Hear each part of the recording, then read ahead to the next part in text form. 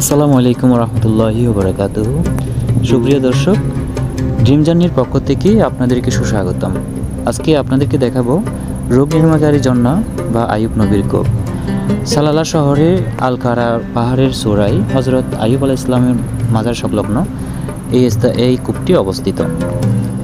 দীর্ঘ সময় ধরে অসুস্থ থাকাকালীন হজরত আইয়ুব আলাইহিস সালাম আল্লাহর নির্দেশে তার পায়ের গোড়ালি দিয়ে পাথরে আঘাত করেন। সেই আঘাতের ফলে রোগ নিরাময়কারী ঝর্ণা বা কূপ তৈরি হয়েছিল। সুবহানাল্লাহ। বিবি রহিমার সহায়তায় হজরত আইয়ুব আলাইহিস সালাম সেই কূপ বা ঝর্ণার পানি দিয়ে একবার গোসল এবং একবার তা পান করেছিলেন।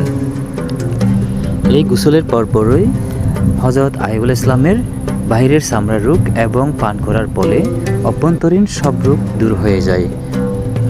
আলহামদুলিল্লাহ। আজকে আমরা সেই কূপটি দেখব। চলুন তাহলে আমরা সেই কূপটি দেখে আসি। দেখুন কত নিচে সেই কূপটা অবস্থিত। যাচ্ছি জানি না আসার সময় কত কষ্ট হয়। অনেক নিচে।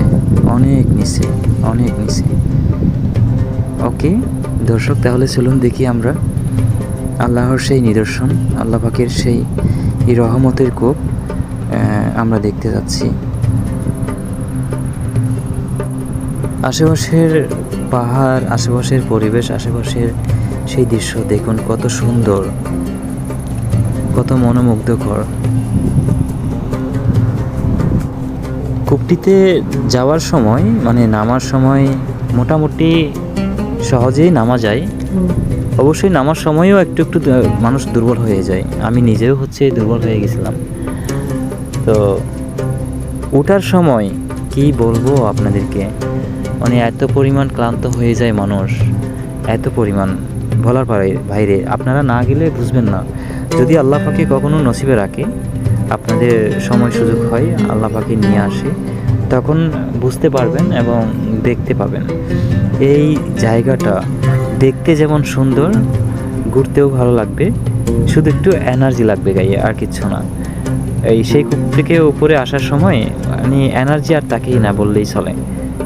অনেক নিচে, আর এদিকে অবশ্যই রাস্তাঘাট নাই। মোটামুটি মানুষ যাওয়ার জন্য, সহজে যাওয়ার জন্য, অল্প সময়ে পৌঁছানোর জন্য এই বাই রুটটা ব্যবহার করে।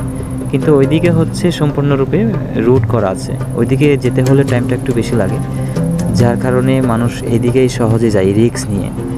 জায়গাটা অনেক ডেঞ্জার। দেখুন কত পরিমাণ ডেঞ্জার। আমাকে আমার ড্রাইভার, ওই যে পাকিস্তানি ছিল, ক্যামেরার সামনে দেখেছিলেন, বাটি করে লোকটা আর কি, আমাকে বারবার না করতেছিল ভিডিও করার জন্য। কারণ